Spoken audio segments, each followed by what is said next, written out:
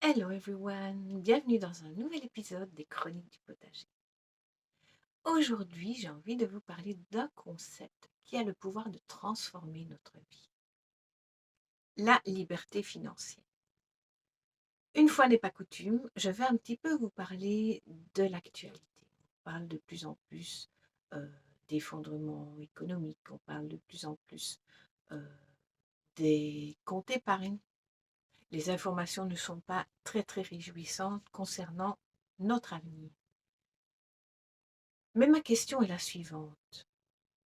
Devons-nous attendre que tout s'écroule avant de reprendre les rênes de notre vie? Je ne pense pas. Et c'est pourquoi aujourd'hui, j'ai décidé de vous parler de la liberté financière. C'est un premier pas pour reprendre sa souveraineté. Alors, parlons liberté financière, c'est parti!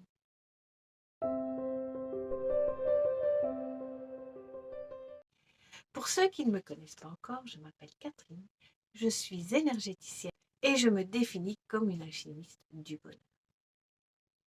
Sujet très important, notre liberté passe par notre liberté financière. C'est un petit peu différent des vidéos que je vous fais d'habitude, mais je trouvais qu'il était important de remettre l'accent sur ce point qui va nous permettre de reprendre notre souveraineté. Nous ne devons pas attendre un sauveur. Le seul sauveur, c'est nous-mêmes, c'est reprendre notre pouvoir. Et ça passe aussi par la liberté financière. Tout d'abord, qu'est-ce que la liberté financière?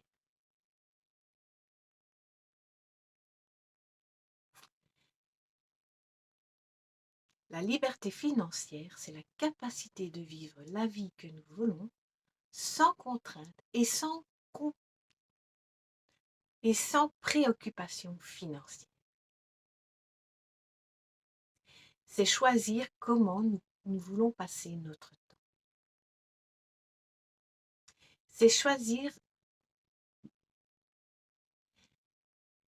c'est la possibilité de choisir comment passer notre temps, vivre nos passions et réaliser nos rêves. Mais qu'est-ce que cela signifie réellement? La liberté financière ne se résume pas seulement à avoir beaucoup d'argent. La liberté financière ne se résume pas à avoir beaucoup d'argent. Il s'agit plutôt de gérer nos finances de manière à ce que l'argent ne soit plus un stress, mais un outil pour vivre pleinement. Pour atteindre cette liberté,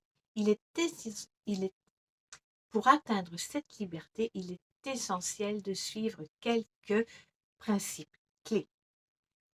La première, c'est l'éducation financière. Comprendre comment fonctionne l'argent.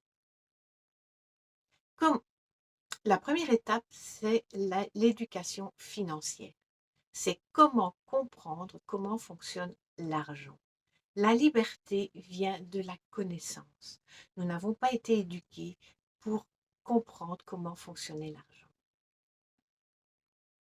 On n'apprend pas ça à l'école, mais il est temps maintenant de s'y intéresser, car c'est vraiment la clé pour aller vers sa liberté. Et donc, comment fonctionne l'argent? Eh bien, cela inclut, cela inclut, cela inclut la gestion de nos revenus, de nos dépenses, de nos investissements et de nos dettes. Donc, cela inclut cela inclut la gestion de nos dépenses, de nos revenus, de nos investissements et de nos dettes. Plus nous en savons sur l'argent et plus nous en savons sur l'argent et plus nous savons le gérer. Donc, premier point, c'est l'éducation financière. Deuxième point, épargne et investissement.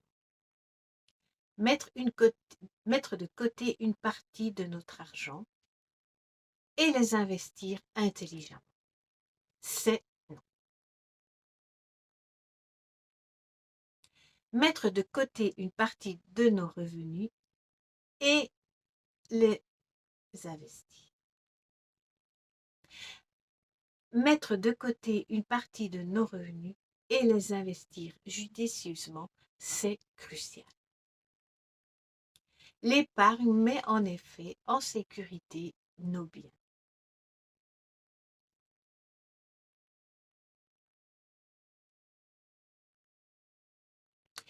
L'épargne nous offre une sécurité en cas d'imprévu. Les investissements nous permettent de faire fructifier notre argent. Donc, le deuxième principe, c'est l'épargne et l'investissement. Le troisième principe, c'est la réduction des dettes. Les dettes peuvent être un fardeau et apprendre à les gérer efficacement.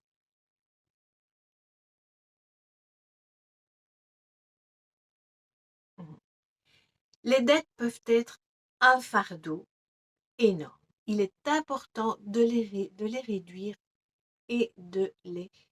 Non. Il est important de bien les gérer efficacement et de les réduire. Moins on a de dettes et plus on est. Troisième fondement, réduire les dettes. Quatrième, diversifier ses revenus. On ne met pas tous ses œufs dans le même panier. Ne dépendre que d'une seule source de revenus est une stratégie inintelligente. Avoir plusieurs sources de revenus peut nous protéger des imprévus et nous offrir plus de stabilité. Quatrième fondement, diversifier ses revenus. Cinquième, planification à long terme. Avoir une vision à long terme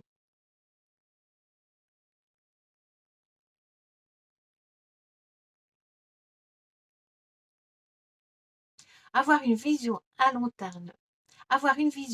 terme de nos finances nous permet de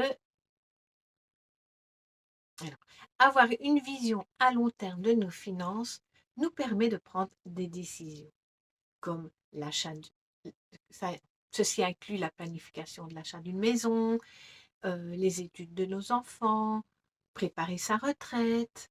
Tout ça nous permet aussi d'être libres financièrement. La route vers la liberté financière peut sembler longue et fastidieuse, mais chaque petit pas compte.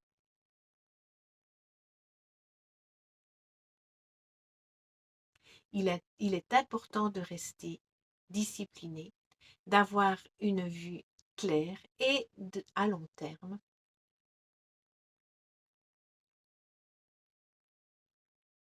Il est important de rester discipliné, il est important de rester discipliné, de se fixer des objectifs. Il est important de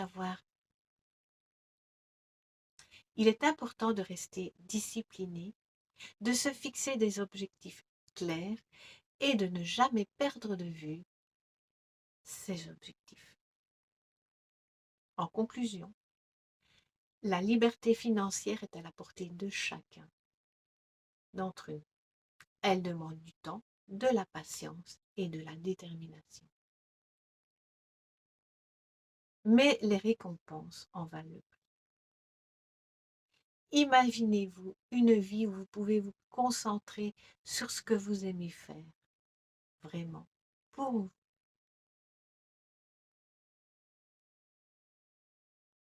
Imaginez une vie où vous pouvez vous concentrer sur ce que vous aimez vraiment le plus pour vous, sans avoir des soucis financiers. Ça, c'est la vraie liberté. Mais la première chose, c'est s'éduquer. On ne nous a pas appris tout ça à l'école. Alors, si vous voulez vraiment vous diriger vers cette liberté financière, il y a oui, d'accord. Donc on parle souvent de cette liberté financière, mais on ne donne jamais de solution, ou très peu. On voit, vous entendez des belles promesses à droite à gauche, mais est-ce que ça aboutit vraiment?